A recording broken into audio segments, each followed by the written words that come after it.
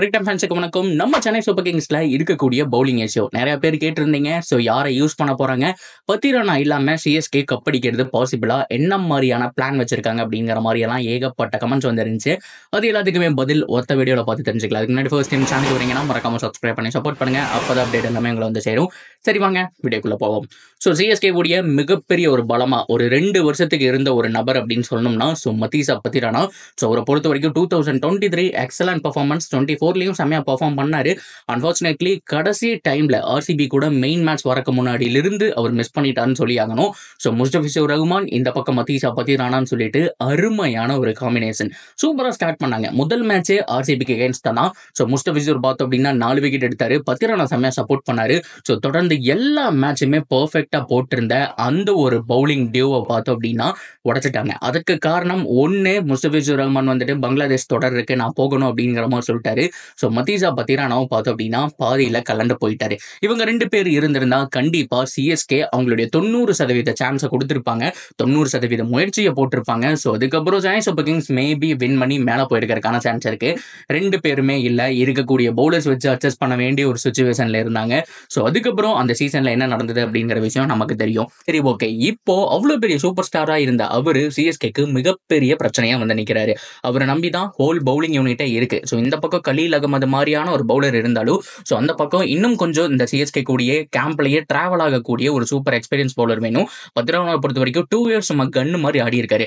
இந்த வருஷம் என்ன மிகப்பெரிய ஒரு ப்ராப்ளம் அப்படின்னு கேட்டீங்கன்னா, அந்த டீம்லயே இருக்கக்கூடிய ப்ராப்ளம் பத்திரானா தான் அப்படிங்கிற மாதிரி சொல்லிட்டு இருக்காங்க. அவருடைய பவுலிங் ஆக்ஷனை சேஞ்ச் பண்ணி ரன் சும்மா வாரி வழங்குறாரு. அவரு நெயில் பண்ணக்கூடிய எல்லா யாக்கருமே ஃபுல் டாஸா போய் விடுகுது. அதுதாங்க பிரச்சனை. ஸோ அவருடைய அந்த லேட் சைடுலலாம் இன்ஜுரி வரும் அப்படிங்கிறதுனால ஆக்ஷனை கொஞ்சம் சிமிலரா ஒரு 45 டிகிரி அந்த மாதிரியான ஆங்கிளுக்கு அவர் கொண்டு போயிட்டு இருந்தாரு. ஸோ லைக் இப்போ பும்ராவுடைய ஆக்ஷன் மாதிரியே ஆல்மோஸ்ட் மாறப்போகுது அப்படிங்கிற மாதிரி தான் சொல்லணும். ஸோ அந்த ஆங்கிள் இருந்து அவர் ரிலீஸ் பண்ணும்போது யாக்கர் நெயில் பண்ண முடியல. ஸோ இந்த பால் மேல அந்த 100% ஐ அப்படிங்கிறது வைக்க முடியல. ஸோ இதுதான் மிகப்பெரிய பிரச்சனையா வந்து நிற்குது. ஸோ இதே கோச் ஸ்டீஃபன் ஃபிளமிங் தான் அவரை ஜேஎஸ்கேலையும் பார்த்தாரு. ஸோ அங்கேயே பெஞ்ச் பண்ண வச்சுட்டாருங்க.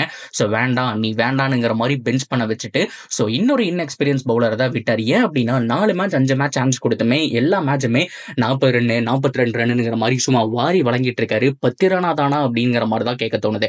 ஒரு ஆக்ஷன்னால இவ்வளோ ப்ராப்ளம் வருமா அப்படிங்கிற மாதிரியும் சொன்னாங்க. பட் இருந்தாலுமே மறக்க வேணாம், இது சென்னை சூப்பர் கிங்ஸ். சிஎஸ்கே பொறுத்த வரைக்கும் எப்பேற்பட்ட பிளேயரே வந்துட்டு அவங்களுக்கு தகுந்த மாதிரி மாத்திக்குவாங்க. ஸோ பத்திரானா ஆல்மோஸ்ட் டிராவல் பண்ணாரு. மேபி என்ன ஒரு பிளானா இருக்கலாம் அப்படின்னா, ஸோ இதுல வர இன்ஜுரியை கட் பண்றதுக்கு, அதாவது ஐபிஎல் விளையாடணும் அப்படிங்கறதுக்காக தான் மேபி 3 தடவை அதிக ஸ்ட்ரெஸ் இல்லாம கூட உரு போட்டிருக்கிறதுக்கான சான்ஸ் இருக்கு. ஸோ மேலும் இன்ஜுரி பண்ணிடக்கூடாதுங்கிறதுனால ஸ்டீஃபன் ஃபிளமிங் பெஞ்ச் கூட பண்ணியிருக்கலாம். சரி ஃபைனலா இப்போ பத்திரானா சிஎஸ்கேக்கு வந்தாலுமே ஸோ என்ன மாதிரியான சான்ஸ் கிடைக்கும், இல்லை அவரே பெஞ்ச் தான் பண்ணுவாங்களா அப்படின்னா, முதல்ல ஒரு 3 இல்லை 4 மேட்ச் பார்ப்பாரு. டெத் ஓவர் இல்லைன்னா கொஞ்சம் ரொம்ப பூரான பர்ஃபார்மன்ஸ் அவர்கிட்ட கிடைக்குது அப்படின்னா டைரக்டா பெஞ்ச் தான் பண்ணுவாங்க. ஆனா என்ன பொறுத்த வரைக்கும் ஸ்டார்டிங் 11லயே நேதன் எல்லிஸ் ஆடணும் அப்படிங்கிறது தான் என்னுடைய ஆசையுமே. அவருடைய ஆக்ஷன் பர்ஃபெக்டா இருக்கு. 140+ சூப்பரா போடக்கூடிய பவுலர், டைட்டில் வேற அடிச்சிருக்காரு ஆஸ் அ கேப்டனா. அந்த சீரீஸ் ஃபுல்லாமே, அதாவது நீங்க பிபிஎல் நோட் பண்ணியிருந்தீங்கன்னா தெரிஞ்சிருக்கும், என்டையர் டோர்னமெண்ட் ஃபுல்லாமே ஒரு 25-30 ரன் மட்டும் கொடுத்தது இல்லாம 1 விக்கெட் 2 விக்கெட் 1 விக்கெட் 2 விக்கெட் முதல் 2 ஓவர்ல பெரிய ரன் அப்படிங்கிற மாதிரி அவர் கொடுத்ததே கிடையாது. ஸோ இந்த மாதிரி கன்சிஸ்டண்டா பர்ஃபார்ம் பண்ணியிருக்காரு. ஸோ இன்ஃபார்ம்ல இருக்கக்கூடிய ஒரு பிளேயரை பெஞ்ச் பண்றதை விட ஃபார்ம் அவுட்ல இருக்கக்கூடிய பிளேயரை பெஞ்ச் பண்ணிட்டு ஸோ அதுக்கப்புறம் நேதன் எல்லிஸ் ஆட வைக்கிறது தான் என்னுடைய ஆசையும் கூட. மேபி பத்திரானா அப்படிங்கிறதுனால ஸோ 1 or 2 சான்சஸ் சிஎஸ்கே இருந்து கொடுப்பாங்க. சிஎஸ்கே பொறுத்த வரைக்கும் கண்டிப்பா ஒரு பிளேயருடைய 100% வாங்காம விட மாட்டாங்க. ஆல்ரெடி நம்ம நிறைய பார்த்துருக்கோம். வாட்சன் மாதிரியான பிளேயர் கிட்ட இருந்தாலும் சான்ஸ் அப்படிங்கிறது கொடுத்து அவர் பெர்ஃபார்ம் பண்ணாதப்பவும் நம்பினாங்க. ஸோ ஃபைனலில் டெரிஃபிக்கான ஆட்டம் ஆடினாரு. ஸோ அதே மாதிரி கண்டிப்பா பத்திரானாக்கு சான்ஸ் கொடுப்பாங்க. இன்கேஸ் அவர் பெர்ஃபார்ம் பண்ணல அப்படின்னா நேதன் எல்லிஸ் ஆட வைப்பாங்கிறது என்னுடைய கெஸ். ஸோ சிஎஸ்கேக்கு மிகப்பெரிய இஷ்யூ தாங்க. பேட்டிங்கை பொறுத்த வரைக்கும் விட்டலாம், எப்படியோ சமாளிச்சிருவாங்க, வேற லெவல் ஆடிடுவாங்க. பவுலிங்ல சாம் கரன் கிட்ட இருந்து கண்டிப்பா ஒரு 4 ஓவர் இருக்கு. ஸோ கலீல் அகமது 4 ஓவர் போட போறாரு. ஸோ இது போக சின்ன பசங்களை மேபி ட்ரை பண்றதுக்கான சான்ஸ் இருக்கு. ஸோ இன்னும் சப்போர்ட் பண்ணக்கூடிய அந்த ஒரு பவுலர் தான் சிஎஸ்கேக்கு மிகப்பெரிய பிரச்சனை. பத்திரானா ஃபார்முக்கு வந்துட்டு பிரச்சனை இல்லை, இல்லாத பட்சத்தில் நேதன் எல்லிஸ் தான் வரணுங்கிறது என்னோட ஆசை. ஸோ பத்திரானாவை கண்டிப்பா அவங்க வெளியில் அனுப்ப போறதும் கிடையாது, ரிப்ளேஸ்மெண்ட் பார்க்க போறதும் கிடையாது. நேதன் எல்லிஸ் கண்டிப்பா கன்சிஸ்டண்டா பெர்ஃபார்ம் பண்ணுவாரு அப்படிங்கிற ஆசை இருக்கு. இருந்தாலுமே மேனேஜ்மெண்ட் என்ன முடிவு எடுக்கிறாங்க அப்படிங்கிறது நமக்கு ஃபர்ஸ்ட் மேட்ச் அகைன்ஸ்ட் மும்பை இந்தியன்ஸுக்கு எதிராக தெரிய போகுது. So that's a video guys. இதை பற்றின உங்களுடைய கருத்துக்கள் நிறைய பேர் கேட்டிருந்ததுனால இந்த ஒரு வீடியோ. என்னை பொறுத்த வரைக்கும் ஸ்டார்டிங்கில் அந்த 11ல் வந்துட்டு நேதன் எல்லிஸ் தான் ஆட வைப்பேன். அண்ட் பத்திரானாவை இன்னும் நம்புறீங்களா? ஸோ நீங்கள் எவ்வளோ சான்ஸ் கொடுப்பீங்க அப்படிங்கிறதையும் தாராளமாக கமெண்ட்டில் சொல்லலாம். அண்ட் தொடர்ந்து அப்படியே சேனலோட இணைஞ்சிருங்க. மறக்காம சப்ஸ்கிரைப் பண்ணி சப்போர்ட் பண்ணுங்கள்.